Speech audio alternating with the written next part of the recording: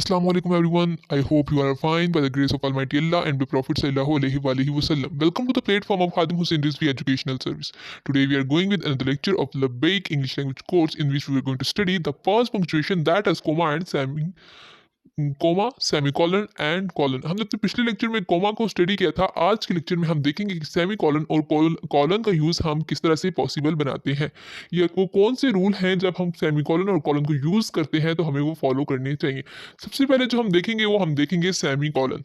तो सेमीकोलन में क्या है? A semicolon is used between two clauses that can really stand as sentences on their own. You can use semicolon to link them more closely, कि जब हमारे sentence में हमने दो सेंटेंसेस को आपस में जोड़ना है, दो सेंटेंसेस हैं, कौन से क्लॉजेस हैं उनको हमने आपस में जोड़ना है और बहुत ज़्यादा जोड़ना है, उनका लिंक जो है हमने स्ट्रॉन्ग बनाना है, तो वहाँ पे हम क्या यूज़ करते हैं? हम सेमीकोलन यूज़ करते हैं। When a full stop would be too big a break, कि क्या जब हमने सेंटेंसेस को बहुत शॉर्टली हमने लिंक करना है, जबकि अगर हम बीच में कुछ इस तरह के सेंटेंसेस हैं जो है कंप्लीट, लेकिन अगर उनके दरमियान में हम फुल स्टॉप लगाते हैं तो उनके दरमियान में एक मुकम्मल वक्फा आ जाता है या मुकम्मल स्टॉप लग जाता है। लेकिन हमने उनको आपस में एक दूसरे से लिंक जनरेट करना है, तो जब लिंक जनरेट करना हो और बहुत क्लोजली करना हो तो वहाँ पे हम क्या प्लेस करते हैं? हम सेमीकोलन प्लेस करते हैं। A semicolon is most commonly used to link to independent clauses of compound sentences that are closely related in thought, कि हम दो इंडिपेंडेंट क्लॉजेस को जिनके थॉट सेम हो, जिनका स्कूल ऑफ थॉट सेम है, यानी कि उनकी जो बेस है वो सेम है और हमने उनको क्लोजली रिलेट करना है, सेंटेंसेस कंप्लीट हैं, इंडिपेंडेंट क्लॉजेस हैं, तो वहाँ पे हम क्या प्लेस करते हैं? कंपाउंड सेंटेंस में हम एक सेमीकोलन को प्लेस कर देते हैं। किस तरह से?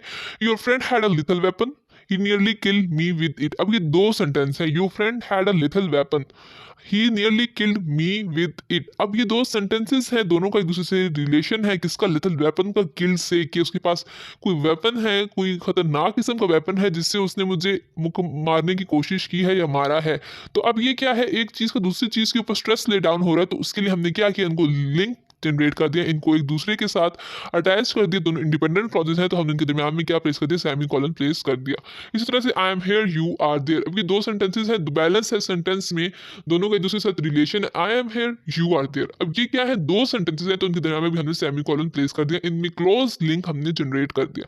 इसी तरह से we made too many mistakes, we lost the game. अब दो सेंटेंसेस हैं, दोनों इंडिपेंडेंट है, लेकिन हमने एक का रिलेशन दूसरे के साथ शो किया कि हमने गलतियां की और इस वजह से हमारी गेम, या इस वजह से हम हार गए। अभी क्या है? एक का रिलेशन दूसरे के साथ हमने शो कर दिया और इसके लिए हमने यहाँ पे क्या प्लेस किया? हमने इसके दरमियान में सेमीकोलन को प्लेस कर दिया। Semicolon is used before conjunctive adverbs like however, therefore. अब कंजंक्टिव एडवर्ब्स कौन से होते हैं? इस तरह के एडवर्ब जो हम लोग एक सेंटेंस के साथ दूसरे सेंटेंस को ज्वाइन करते हुए जो कंजंक्शंस इस तरह की होती हैं, हाउएवर, देयरफॉर, इनको हम क्या बोलते हैं? कंजंक्टिव एडवर्ब्स बोलते हैं। तो जब भी हम ये प्लेस करते हैं तो उनसे पहले हम क्या लगाते हैं? हम अपने सेमीकोलन लगाते हैं और उसके बाद इसको नेक्स्ट सेंटेंस से डिफरेंशिएट करने के लिए हम इसके बाद कोमा को प्लेस करते हैं। अब जहाँ पे हमने दो पंक्चुएशन लगाते हैं कि जब हम हाउएवर, देयरफॉर लगाते हैं तो उससे पहले हम सेमीकोलन को प्लेस करते हैं और उसके बाद हम क्या लगा देते हैं? हम एक कोमा को लगा देते हैं। किस तरह से?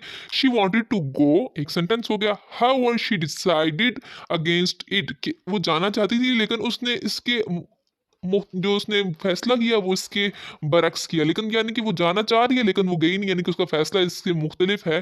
तो जो हाउएवर दरमियान में उसको हमने किस तरह से लिखा, किस तरह इसको पंक्चुएट किया कि हाउएवर से पहले हमने सेमीकोलन लगा दिया और हाउएवर के बाद हमने क्या लगा दिया? कोमा लगा दिया।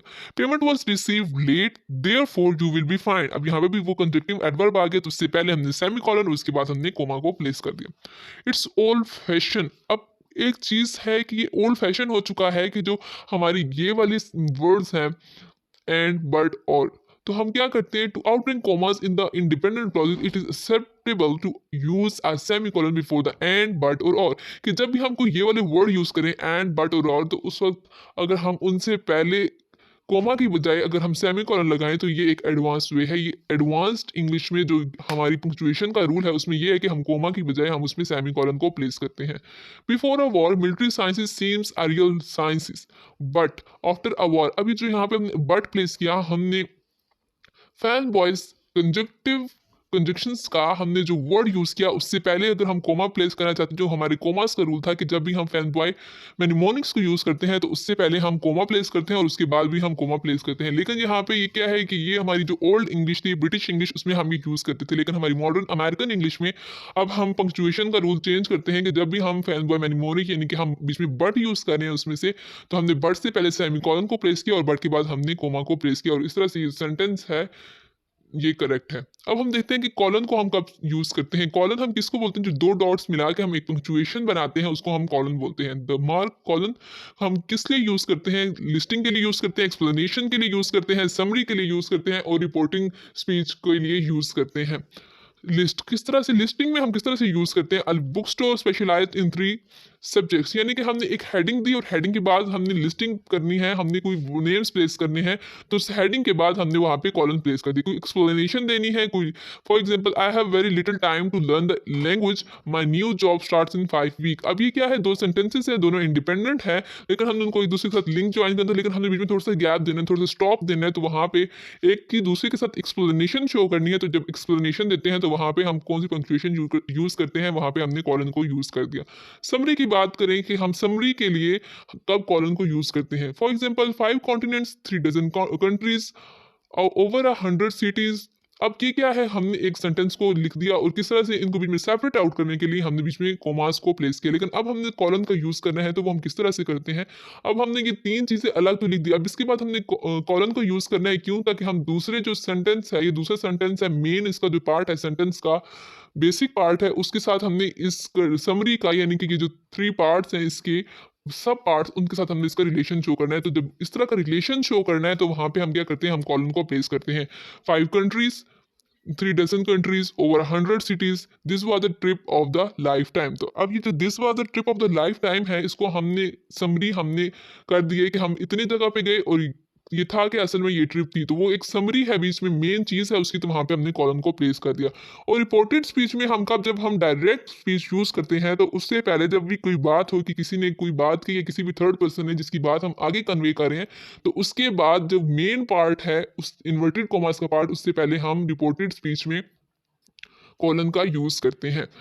कॉलन को हम नॉन ग्रामेटिकल भी यूज़ करते हैं जब हम कोई टाइम लिख रहे हैं या फिर हम मैथमेटिक्स में रेशो को एक्सप्रेस करना चाहते हैं, तो उस वक्त हम वहाँ पे कॉलन का यूज़ करते हैं। अब हम कॉलन को मिसयूज़ कब करते हैं? जब हम नाउन और उसके वर्ड्स को बीच में सेपरेट करने के लिए हम बीच में लगा देते हैं कॉलन, या वर्ब को ऑब्जेक्ट के साथ या सब्जेक्ट कंप्लीमेंट में हम ऐड करते हैं, या फिर प्रपोजिशन में ऐड करते हैं, या फिर सब्जेक्ट को प्रेडिकेट से अलग करने के लिए जब भी हम बीच में कॉलन का यूज़ करते हैं, तो ये एक मिसयूज़ है, ये मिस्टेक है जो हमारे सेंटेंस को रॉन्ग बनाती है, और ये हमारे सेंटेंस में इसकी वजह से एरर आ जाता है और हमारा सेंटेंस क्रॉस हो जाता है। तो अब हमने देखा कि हम किस तरह से कॉलन और सेमी कॉलन का यूज़ करते हैं। That's it. It was total our today's lecture in Labbaik English Language course. We'll meet you tomorrow in the next lecture. Best of luck. Allah Hafiz.